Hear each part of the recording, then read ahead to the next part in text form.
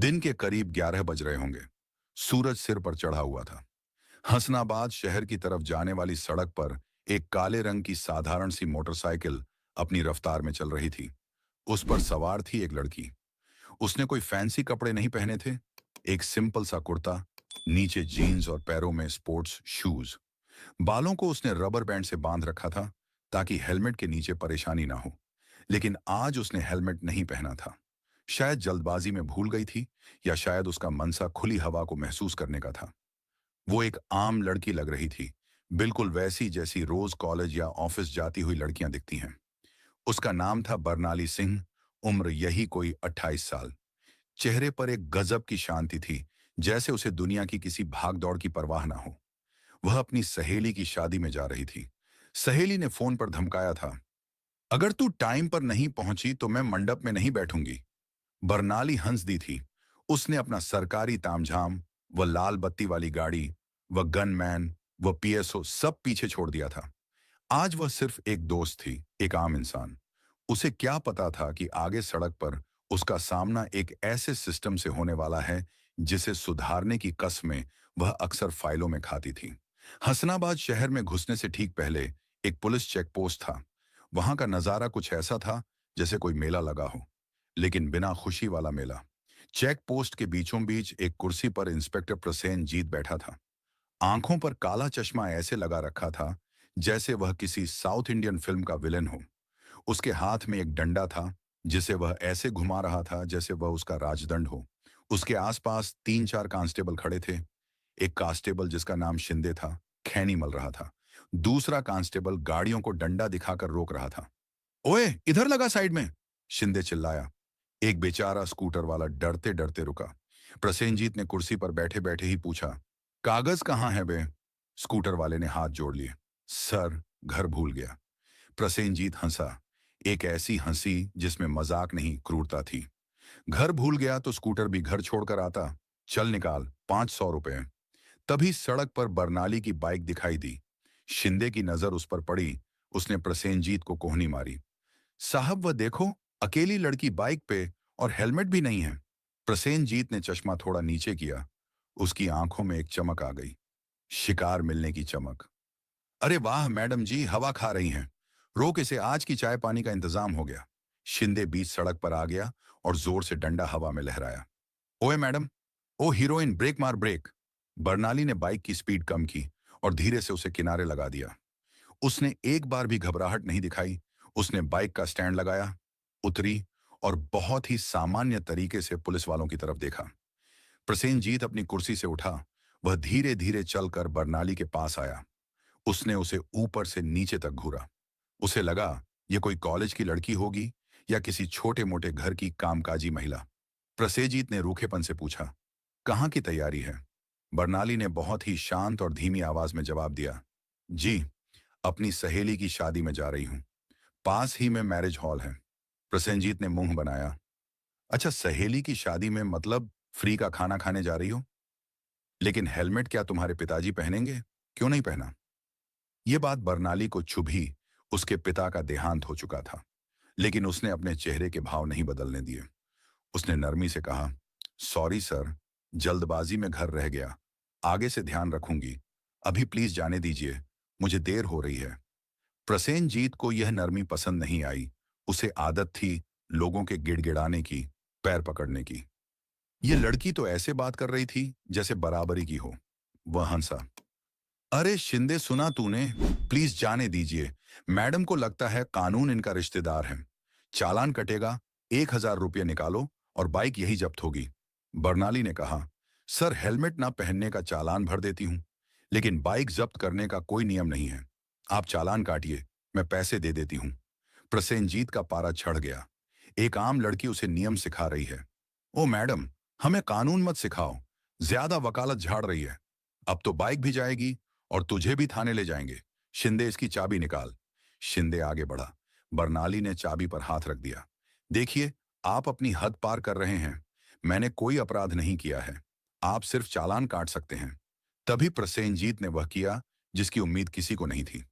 उसका पुरुष अहंकार इतना आहत हुआ कि उसने आप देखा ना था। हाथ उठाया और एक जोरदार थप्पड़ बरनाली के गाल पर पड़ा। आसपास का शोर जैसे थम गया। बरनाली का सिर एक पल के लिए घूम गया। उसकी आंखों में आंसू नहीं आए, लेकिन एक आग जरूर जल उठी। प्रसेनजीत फटकारा बहुत सवाल कर रही है। जब पुलिस कुछ कहे तो चुपचाप मान लेना चाहिए। जुबान लड़ाती है। बरनाली ने अपना गाल सहलाया। उसने एक गहरी सांस ली। वह चाहती तो उसी वक्त अपनी जेब से अपना आईडी कार्ड निकालकर उसके मुंह पर मार सकती थी। वह बता सकती थी कि वह कौन है। लेकिन उस थप्पड़ ने उसे कुछ और सोचने पर मजबूर कर दिया। उसने सोचा, अगर आज मैंने अपनी पहचान बता दी तो यह सिर्फ मुझसे माफी मांग लेगा, लेकिन कल किसी और आम लड़की के साथ यही करेगा। नहीं, आज इसे देखना होगा कि यह गंदगी कितनी गहरी है। आज मैं बरनाली सिंह नहीं, एक आम लड़की बनकर इसका सामना करूंगी। उसने अपनी मुट्ठी भींची और चुप खड़ी रही। इसे गाड़ी में डालो, प्रसेनजीत चिल्लाया। एक कांस्टेबल ने बरनाली का हाथ पकड़कर खींचा। हाथ मत लगाना, बरनाली ने शेरनी की तरह दहाड़ा। उसकी आवाज में इतना दम था कि कांस्टेबल एक पल के लिए सहम गया। मैं खुद चलूंगी। वह जीप में बैठ गई। रास्ते भर कांस्टेबल उस पर फक्तियां कसते रहे। बड़ी आई थी कानून झाड़ने वाली। साहब ने गाल लाल कर दिया। अब अकल ठिकाने आ जाएगी। बरनाली खामोश थी। वह खिड़की से बाहर देख रही थी, लेकिन उसका दिमाग किसी कंप्यूटर की तरह चल रहा था। वह हर चेहरे को याद रख रही थी, हर शब्द को नोट कर रही थी। थाने पहुंचकर उसे अंदर ले जाया गया। हसनाबाद का थाना अंदर से वैसा ही था जैसा फिल्मों में दिखाते हैं। दीवारों पर पान की पीक, फाइलों का ढेर और एक अजीब सी सीलन भरी बदबू। प्रसेनजीत अपनी कुर्सी पर जाकर धम से बैठ गया। उसने टोपी उतारकर मेज पर फेंकी और चिल्लाया, ओए छोटू, चाय ला बे, और समोसे भी लाना। फिर उसने बरनाली की तरफ देखा जो एक अपराधी की तरह बेंच के पास खड़ी थी। हाँ भाई, अब बता। उसने पैर टेबल पर रख लिए। नाम क्या है तेरा? बाप कौन है? कहाँ रहती है? बरनाली ने उसे घूरते हुए कहा। मैंने बताया था मैं शादी में जा रही थी। मेरा नाम सुमिता शर्मा है। उसने जानबूझकर झूठ बोला। प्रसेनजीत हंसा। सुमिता शर्मा? अच्छा, शर्मा जी की बेटी होकर चोरी करती हो? बरनाली चौकी चोरी? मैंने क्या चोरी की है? प्रसेनजीत ने एक खाली कागज उठाया और हवा में लहराया। ये मैं तय करूंगा। शिंदे लिख। इस लड़की पर इल्जाम है कि इसने चेक पोस्ट पर पुलिस वाले का पर्स चुराने की कोशिश की और रोकने पर सरकारी काम में बाधा डाली। धारा 353, 379 जो भी भारी लगे ठोक दो। बरनाली को अपनी कानों पर विश्वास नहीं हुआ। आप झूठा केस बना रहे हैं बिना किसी सबूत के। प्रसेनजीत ने अपनी घिनौनी हंसी के साथ कहा। इस थाने में सबूत लाए नहीं जाते मैडम, बनाए जाते हैं। क्यों बे शिंदे? सही कहा ना? शिंदे और बाकी कांस्टेबल खी खी करके हंसने लगे। इसे ले जाओ और उस कोने वाली कोठरी में बंद करो। जब तक इसके घर वाले पैसे लेकर नहीं आते, ये वहीं सड़ेगी। बरनाली को खींचकर एक छोटी सी काल कोठरी में धक्का दे दिया गया। वहां अंधेरा था। जमीन पर गंदे कंबल पड़े थे। कोने में एक मटका रखा था जिसका पानी शायद महीनों से नहीं बदला गया था।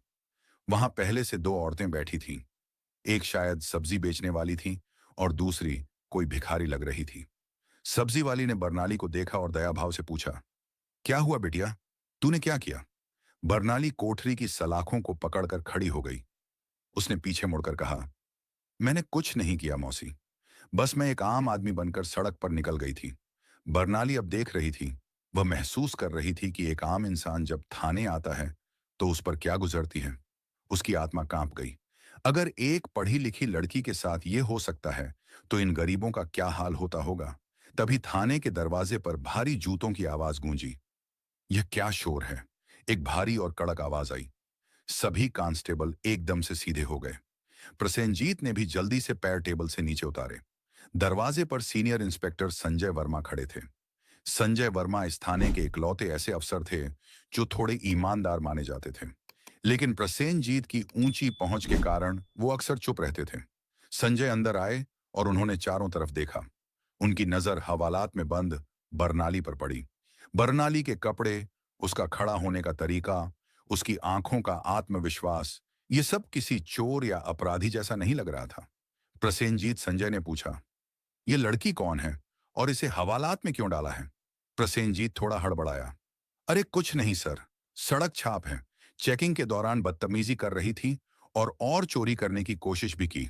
संजय वर्मा ने बरनाली की तरफ देखा। बरनाली ने सीधे उनकी आंखों में देखा। उस नजर में कोई डर नहीं था, सिर्फ एक चुनौती थी। संजय समझ गए कि दाल में कुछ काला है उन्होंने पास जाकर पूछा, बेटा तुम्हारा नाम क्या है, सच बताना। बर्नाली ने अभी भी राज नहीं खोला। उसने सोचा, अभी थोड़ा और खेल चलने दो। उसने कहा, सर मैंने अपना नाम बताया है, लेकिन आपके इंस्पेक्टर साहब को यकीन नहीं है। मुझे बस एक फोन करने दीजिए। प्रसेनजीत बीच में कूद पड़ा। कोई फोन वोन नहीं मिलेगा, नियम सबके लिए बराबर है। संजय ने प्रसेनजीत को घूर कर चुप कराया। इसे अलग कोठरी में रखो, उन अपराधियों के साथ नहीं, और इसे पानी दो।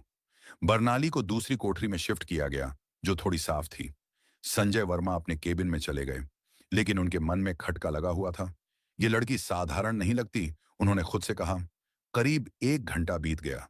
बरनाली कोठरी में बैठी सोच रही थी कि अब धमाका करने का समय आ गया है, लेकिन किस्मत को कुछ और ही मंजूर था।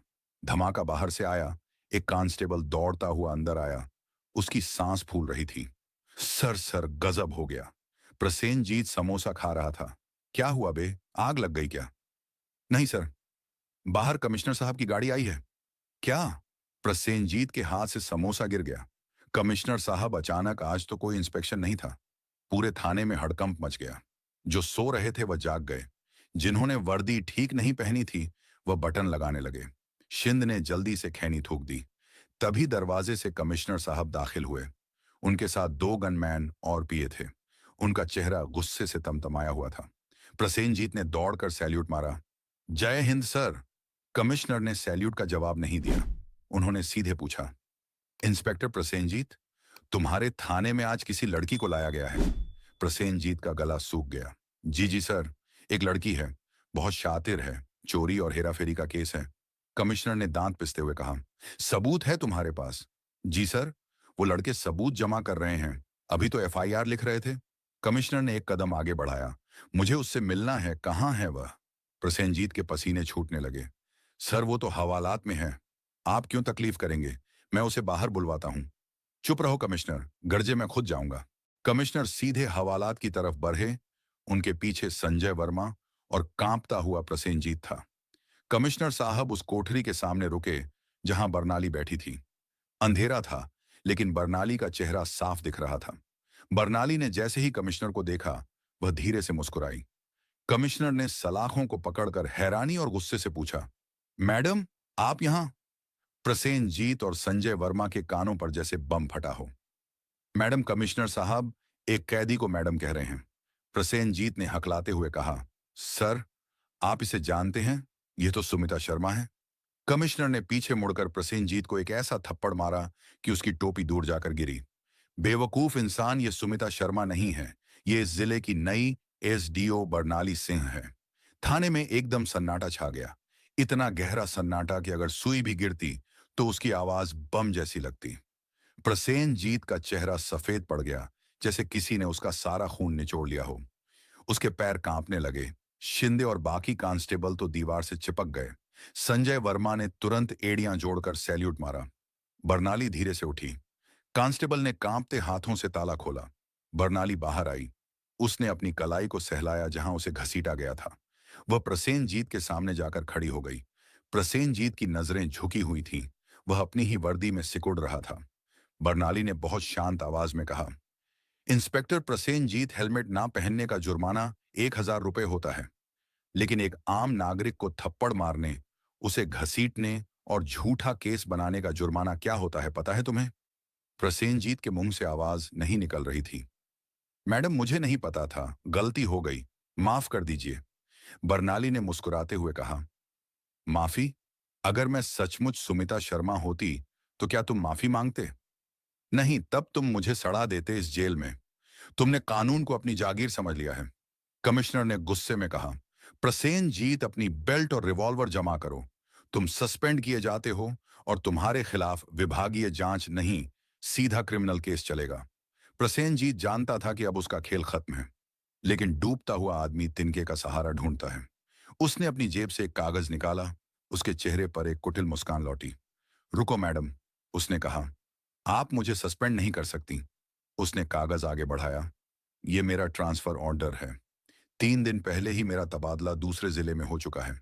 तकनीकी रूप से मैं आज यहाँ का इंचार्ज हूं ही नहीं, तो आप मुझे यहाँ के काम के लिए सस्पेंड नहीं कर सकती। कमिश्नर और बरनाली ने एक दूसरे को देखा। ये तो पेंच फंस गया। अगर यह कागज असली है तो यह कानूनी दांव पेच में बच निकलेगा। तभी संजय वर्मा आगे आए। उन्होंने कंप्यूटर की एक फाइल खोली और बोले, मैडम कागज तो असली है। लेकिन वह मुस्कुराए। नियम के मुताबिक जब तक कि नए इंस्पेक्टर को चार्ज हैंडओवर नहीं करता और रोज अनामचा लॉक बुक में एंट्री नहीं करता, तब तक ये ड्यूटी पर माना जाएगा। और इसने अभी तक चार्ज नहीं दिया है। ये अभी भी इसी कुर्सी का जिम्मेदार है। प्रसेनजीत का आखिरी दांव भी फेल हो गया। अब वह पागलों की तरह चिल्लाने लगा, मैं अकेला नहीं हूं। यह सब मुझे ऊपर से ऑर्डर मिलता है। एसपी साहब को हर महीने हफ्ता जाता है। अगर मैं डूबूंगा तो सबको लेकर डूबूंगा। बरनाली की आंखों में एक अजीब सी चमक आ गई। बरनाली ने बहुत धीमे से लगभग फुसफुसाते हुए कहा, अच्छा, तो इस कुएं में सिर्फ मेंढक नहीं, मगरमच्छ भी है। उसने कुर्सी खींची और प्रसेनजीत के ठीक सामने बैठ गई। वही प्रसेनजीत जो 10 मिनट पहले अपनी कुर्सी पर ऐसे बैठा था जैसे हसनाबाद का नवाब हो, अब जमीन पर घुटनों के बल बैठा हाँफ रहा था। उसके माथे से पसीना बहकर उसकी आंखों में जा रहा था, लेकिन उसे पूछने की हिम्मत भी उसमें नहीं थी। बरनाली ने उसकी आंखों में झांका, देखो प्रसेनजीत, तुम्हारी नौकरी तो गई, जेल भी पक्की है, लेकिन अगर तुम सरकारी गवाह बन जाओ और अभी इसी वक्त सबके सामने सच उगल दो, तो शायद सजा थोड़ी कम हो जाए। फैसला तुम्हारा है, अकेले डूबना है या पूरे जहाज को डुबोना है। प्रसेनजीत ने कांपते हुए चारों तरफ देखा। उसके अपने सिपाही जो कल तक उसके इशारों पर नाचते थे, अब उसे ऐसे देख रहे थे जैसे वह कोई छूत की बीमारी हो। उसे समझ आ गया कि वफादारी सिर्फ ताकतवर की होती है। मैं बताऊंगा मैडम, प्रसेनजीत ने कहा। हर महीने की 5 तारीख को एसपी साहब की गाड़ी के ड्राइवर के हाथ एक लिफाफा जाता है। उसमें हफ्ता होता है। ट्रक वालों से वसूली, अवैध शराब के ठेकों से कमीशन और चेक पोस्ट की कमाई, सब हिस्सा बंधा हुआ है। कमिश्नर साहब का चेहरा गुस्से से लाल हो चुका था। उन्होंने दांत पीसते हुए पूछा, सबूत? सिर्फ तुम्हारे कहने से एएसपी पर हाथ नहीं डाला जा सकता। तभी कोने से एक आवाज आई, सबूत है सर। सबने मुड़कर देखा। सीनियर इंस्पेक्टर संजय वर्मा खड़े थे। वह अपनी मेज की दराज खोल रहे थे। बरसों से जिस दराज में जंग लग रहा था, आज वह खुली। उन्होंने एक मोटी काले रंग की डायरी और एक पेन ड्राइव निकाली।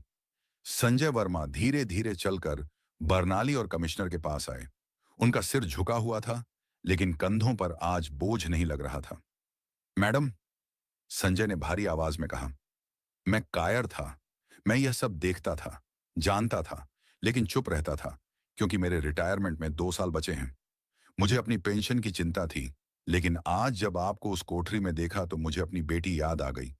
मुझे लगा अगर मेरी बेटी के साथ ये होता तो मैं क्या करता। उन्होंने वह डायरी बरनाली के हाथ में थमा दी। इस डायरी में पिछले 6 महीनों का हिसाब है।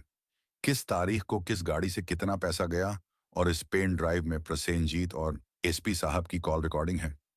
मैंने अपनी सुरक्षा के लिए रिकॉर्ड की थी, लेकिन कभी इस्तेमाल करने की हिम्मत नहीं जुटा पाया। बरनाली ने डायरी के पन्ने पलटे। हर पन्ने पर तारीख और रकम लिखी थी। लाखों का हेर फेर। यह सिर्फ भ्रष्टाचार नहीं था, यह हसनाबाद की जनता के खून पसीने की कमाई थी, जिसे यह वर्दी वाले जोंक की तरह चूस रहे थे। बरनाली ने डायरी बंद की और मेज पर पटकी। संजय जी, बरनाली ने कहा, देर आए दुरुस्त आए। अब वक्त आ गया है कि इस पेन ड्राइव को सुना जाए, लेकिन उससे पहले हमें एक मेहमान का स्वागत करना है। बाहर सायरन की आवाज सुनाई दी। यह किसी सामान्य पुलिस जीप का सायरन नहीं था। यह वह विशिष्ट लंबी बीप थी जो वीआईपी गाड़ियों में बजती है। एसपी विक्रम सिंह आ रहे थे। थाने के बाहर खड़े संतरी ने घबराहट में दौड़कर गेट खोला। एक बड़ी सफेद एसयूवी जिस पर पुलिस का झंडा लगा था, धूल उड़ाते हुए थाने के कंपाउंड में दाखिल हुई। उसके पीछे 2 और जिप्सी थीं, जिनमें कमांडो बैठे थे। विक्रम सिंह गाड़ी से उतरे। लंबा कद, कसी हुई वर्दी, आंखों पर चश्मा और हाथ में एक कीमती घड़ी। उनका पूरा व्यक्तित्व सत्ता और अहंकार से बना था। उन्हें अभी तक पूरी बात पता नहीं थी। उन्हें बस इतना बताया गया था कि थाने में कुछ गड़बड़ हुई है और कमिश्नर साहब आए हैं। उन्हें लगा था कि कमिश्नर को मैनेज कर लेंगे, जैसा हमेशा करते आए हैं। विक्रम सिंह थाने की सीढ़ियां चढ़े। वह अंदर घुसे और जोर से बोले, क्या हो रहा है यहाँ? कमिश्नर साहब, क्या बात हो गई जो आपको खुद आना पड़ा? मुझे फोन कर देते। उनकी नजर प्रसेनजीत पर पड़ी, जो जमीन पर बैठा था, और फिर बरनाली पर। उन्होंने बरनाली को पहचाना नहीं। उन्हें लगा शायद यह कोई फरियादी है या कोई नई ट्रेनी ऑफिसर। कमिश्नर ने कोई जवाब नहीं दिया। वे बस अपनी कुर्सी पर बैठे रहे और विक्रम सिंह को घूरते रहे। विक्रम सिंह को यह चुप्पी खली। उन्होंने बर्नाली की तरफ इशारा करते हुए रूखेपन से कहा, और यह मोहतरमा कौन है? सिविल ड्रेस में थाने के बीचों बीच बैठी है। ये कोई पिकनिक स्पॉट है क्या? बर्नाली अपनी कुर्सी से उठी नहीं। वह इत्मीनान से बैठी रही। अपनी उंगलियों को आपस में फंसाए हुए उसने एक हल्की व्यंग्यात्मक मुस्कान के साथ कहा, एसपी साहब, पिकनिक तो आप लोग मना रहे थे। सरकारी वर्दी पहनकर जनता को लूटना, यह पिकनिक नहीं तो और क्या है? विक्रम सिंह का चेहरा तमतमा गया। ए लड़की, जुबान संभाल के बात कर। जानती है मैं कौन हूं? इस जिले का एएसपी हूं मैं। एक इशारे पर तुझे अंदर करवा सकता हूं। बरनाली ने हंसते हुए कहा, अंदर? अरे एसपी साहब, मैं तो अभी अभी अंदर से ही आ रही हूं। आपके इस लाडले प्रसेनजीत ने मुझे कोठरी में डालने में कोई कसर नहीं छोड़ी थी। लेकिन अफसोस आपकी कोठरी छोटी पड़ गई और मेरा सच बड़ा निकल गया। विक्रम सिंह ने गुस्से में संजय वर्मा की तरफ देखा। वर्मा कौन है यह औरत? और प्रसेनजीत जमीन पर क्यों बैठा है? इसे खड़ा करो। संजय वर्मा अपनी जगह से हिले नहीं। उन्होंने अपनी टोपी ठीक की और विक्रम सिंह की आंखों में आंखें डालकर बोले, सर, ये औरत नहीं, हसनाबाद की नई एसडीओ बरनाली सिंह मैडम है, और प्रसेनजीत अब एक मुजरिम है। एसडीओ शब्द सुनते ही विक्रम सिंह के पैरों तले से जमीन थोड़ी खिसक गई, लेकिन वे इतने कच्चे खिलाड़ी नहीं थे। उन्होंने तुरंत अपने चेहरे के भाव बदले। अहंकार की जगह एक झूठी विनम्रता ने ले ली। ओ एसडीओ साहिबा, विक्रम सिंह ने चश्मा उतारते हुए कहा, माफ कीजिएगा, मैंने पहचाना नहीं। लेकिन आप तो शायद कल ज्वाइन करने वाली थी। और यह सब क्या ड्रामा है? प्रसेनजीत ने कुछ गलती की है क्या? आप मुझे बताती, मैं इसे सस्पेंड कर देता। बात का बतंगड़ बनाने की क्या जरूरत थी? बरनाली उसकी चाल समझ रही थी। वह जानती थी कि विक्रम सिंह अब लीपापोती करने की कोशिश करेगा। बात का बतंगड़ नहीं एसपी साहब। बरनाली ने मेज पर रखी डायरी पर हाथ रखा। बात अब हिसाब की हो रही है, और हिसाब सिर्फ सिपाही का नहीं, सेनापति का भी होगा। विक्रम सिंह की नजर उस काली डायरी पर पड़ी। उनका दिल एक धड़कन चूक गया। वह डायरी, वह उस डायरी को पहचानते थे। कई बार उन्होंने संजय वर्मा के हाथ में वह डायरी देखी थी, लेकिन कभी सोचा नहीं था कि वह उनकी मौत का फरमान बन जाएगी। मैडम, आप गलत फहमी का शिकार हो रही हैं। विक्रम सिंह ने अपनी आवाज सख्त करने की कोशिश की। पुलिस डिपार्टमेंट में बहुत सी बातें होती हैं, अफवाहें होती हैं। आप नई हैं, जोश में हैं, लेकिन जोश में होश नहीं खोना चाहिए। हमें मिलकर काम करना है। आप प्रशासन संभालिए, मैं कानून व्यवस्था संभालता हूं। पुरानी बातों को मिट्टी डालिए। मिट्टी? बरनाली अपनी कुर्सी से खड़ी हो गई। अब उसका कद विक्रम सिंह से छोटा जरूर था, लेकिन उसका व्यक्तित्व उस कमरे में सबसे बड़ा था। मिट्टी तो आप लोगों ने कानून पर डाल रखी है विक्रम सिंह। जिस चेक पोस्ट पर एक आम लड़की को थप्पड़ मारा जाता है, जिस थाने में सबूत गाड़े जाते हैं, जिस वर्दी को पहनकर वसूली की जाती है, आप चाहते हैं मैं उस पर मिट्टी डाल दूं? बरनाली ने संजय वर्मा को इशारा किया। वर्मा जी, वो रिकॉर्डिंग चलाइए। एसपी साहब को अपनी आवाज सुनने का शौक तो होगा ही। संजय वर्मा ने लैपटॉप में पेन ड्राइव लगाए। स्पीकर की आवाज तेज की गई। पूरे थाने में एक भारी खरखराती आवाज गूंजी। रिकॉर्डिंग की आवाज। हाँ प्रसेनजीत, इस महीने का कलेक्शन कम क्यों है? दिवाली आ रही है, ऊपर भी भेजना पड़ता है। अगर कल तक 5 लाख नहीं पहुंचे तो अपना ट्रांसफर नक्सल इलाके में समझो। और हाँ, उस ट्रक वाले केस को दबा देना। पैसे आ गए हैं। आवाज विक्रम सिंह की ही थी, इसमें कोई शक नहीं था। विक्रम सिंह का चेहरा पीला पड़ गया। माथे पर पसीने की बूंदें चमकने लगी। उन्होंने चारों तरफ देखा। सारे कांस्टेबल जो बाहर खड़े होकर तमाशा देख रहे थे, अब कानाफूसी कर रहे थे। यह फेक है, विक्रम सिंह चिल्लाए। आजकल एआई का जमाना है। मेरी आवाज की नकल की गई है। यह साजिश है मेरे खिलाफ। कमिश्नर सर, आप इस बकवास पर विश्वास कर रहे हैं? कमिश्नर, जो अब तक खामोश थे, अपनी कुर्सी से उठे। उन्होंने अपनी टोपी पहनी और अपनी छड़ी उठाई। विक्रम, कमिश्नर ने भारी आवाज में कहा, आवाज की जांच तो फॉरेंसिक लैब में हो जाएगी, लेकिन इस डायरी में जो तारीखें लिखी हैं, वह तुम्हारे बैंक अकाउंट और तुम्हारी पत्नी के नाम पर खरीदी गई संपत्तियों की तारीखों से जरूर मेल खाएंगी। उसकी जांच मैंने शुरू करवा दी है। विक्रम सिंह अब पूरी तरह घिर चुके थे।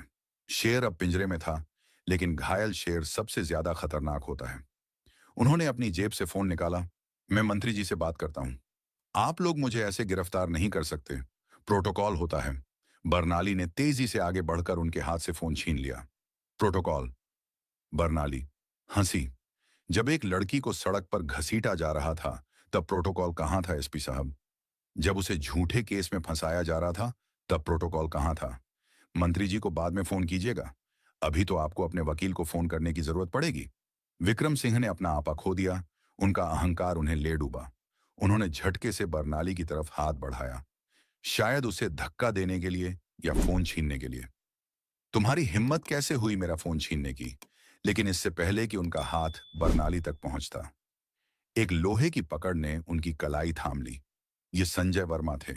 वही संजय वर्मा जो सालों से जी सर या सर करते थे। आज उनकी आंखों में एक अलग ही आग थी। उन्होंने एसपी का हाथ मरोड़ते हुए कहा, सर हाथ नीचे। एसडीओ मैडम से बात करने की तमीज शायद ट्रेनिंग में आप भूल गए हैं। याद दिला दूं, यह दृश्य देखने लायक था। एक इंस्पेक्टर अपने ही एसपी का हाथ पकड़े खड़ा था। सत्ता का संतुलन पूरी तरह बदल चुका था। तभी बाहर बहुत शोर होने लगा। बरनाली ने कांस्टेबल को इशारा किया, दरवाजा खोलो, मीडिया को अंदर आने दो। जनता को भी तो पता चले कि उनके रक्षक असल में क्या कर रहे हैं। जैसे ही दरवाजा खुला, कैमरों की फ्लैशलाइट्स ने थाने को भर दिया। पत्रकारों की भीड़ अंदर घुस आई। माइक और कैमरे सीधे विक्रम सिंह और प्रसेनजीत के चेहरों पर तान दिए गए। बरनाली सिंह ने कैमरों की तरफ देखा। उसने अपने बाल ठीक नहीं किए, उसने अपने कपड़ों पर लगी धूल नहीं झाड़ी। वह वैसी ही दिखी जैसे एक संघर्ष करती हुई आम नागरिक हसनाबाद के लोग देख रहे हैं। बरनाली ने कैमरों के सामने कहा, आज पुलिस ने पुलिस को पकड़ा है। ये एसपी विक्रम सिंह है और ये इंस्पेक्टर प्रसेनजीत। इन पर भ्रष्टाचार, वसूली और निर्दोषों को प्रताड़ित करने के आरोप हैं। और यह गिरफ्तारी, उसने कमिश्नर की तरफ देखा। कमिश्नर ने इशारा समझा। उन्होंने संजय वर्मा से कहा, inspector Verma, take him in custody. इन्हें हिरासत में लो। संजय वर्मा ने अपनी बेल से हथकड़ी निकाली। वह एक पल के लिए रुके। एसपी के हाथों में हथकड़ी डालना कोई छोटी बात नहीं थी। लेकिन फिर उन्होंने बरनाली की तरफ देखा और फिर प्रसेनजीत की तरफ। उनके मन का सारा डर खत्म हो गया। विक्रम सिंह, जो आधे घंटे पहले राजा बनकर आए थे, अब सिर झुकाए खड़े थे। उनकी हेकड़ी, उनका घमंड, उनकी सत्ता, सब उस एक पल के साथ खत्म हो गया। एसपी की गिरफ्तारी की खबर जंगल की आग की तरह फैली। अगले 2 घंटे में जो हुआ, वह हसनाबाद के इतिहास में कभी नहीं हुआ था। बरनाली ने तुरंत एक अस्थायी कंट्रोल रूम वहीं थाने में बना लिया। उसने कमिश्नर के साथ मिलकर एक लिस्ट तैयार की। प्रसेनजीत और विक्रम सिंह के फोन रिकॉर्ड से कई और नाम सामने आए। शाम होते होते पूरे जिले में छापे पड़ने लगे। एक्साइज डिपार्टमेंट का वह अधिकारी जो शराब माफिया से मिला था, उसे उसके घर से उठाया गया। आरटीओ का वह बाबू जो फर्जी लाइसेंस बनाता था, उसे ऑफिस से गिरफ्तार किया गया। शहर के नामी गुंडे जो पुलिस के इशारे पर हफ्ता वसूलते थे, शहर छोड़कर भागने लगे। थाने के बाहर लोगों की भीड़ जमा हो गई थी। वे नारे नहीं लगा रहे थे, बस चुपचाप देख रहे थे। उनकी आंखों में एक अविश्वास था। क्या सच में ऐसा हो सकता है? क्या सच में अमीरों और ताकतवरों को सजा मिल सकती है? बरनाली थाने की सीढ़ियों पर आई। भीड़ को देखकर वह रुकी। उसने माइक हाथ में लिया। भाइयों और बहनों, उसकी आवाज थोड़ी थकी हुई थी, लेकिन स्पष्ट थी। आज जो हुआ वह कोई चमत्कार नहीं है। यह आपका अधिकार था जो आपको अब मिल रहा है। लेकिन याद रखना, उसने भीड़ में मौजूद युवाओं की तरफ इशारा किया, सिस्टम तब तक नहीं सुधरेगा जब तक आप डरना बंद नहीं करेंगे। अगर आज मैं उस चेक पोस्ट पर चुप रह जाती तो यह सब नहीं होता। अपनी आवाज उठाओ, गलत को गलत कहो। मैं एसडीओ बरनाली सिंह वादा करती हूं कि जब तक मैं यहां हूं, आपकी आवाज को दबाया नहीं जाएगा। भीड़ ने तालियां नहीं बजाई, उन्होंने हाथ जोड़े। यह सम्मान था जो डर से नहीं, श्रद्धा से पैदा हुआ था। रात के 9 बजे बज चुके थे। थाने का माहौल अब शांत था। संजय वर्मा और उनकी टीम कागजी कार्रवाई में जुटी थी। कमिश्नर साहब जा चुके थे, लेकिन जाते जाते उन्होंने बरनाली के कंधे पर हाथ रखकर कहा था, well done officer, proud of you. Barnali अपने ऑफिस की कुर्सी पर बैठी थी। उसे अब जाकर एहसास हुआ कि उसने सुबह से कुछ नहीं खाया है। उसका सिर भारी हो रहा था। तभी उसका फोन बजा। स्क्रीन पर नाम था नेहा, उसकी सहेली।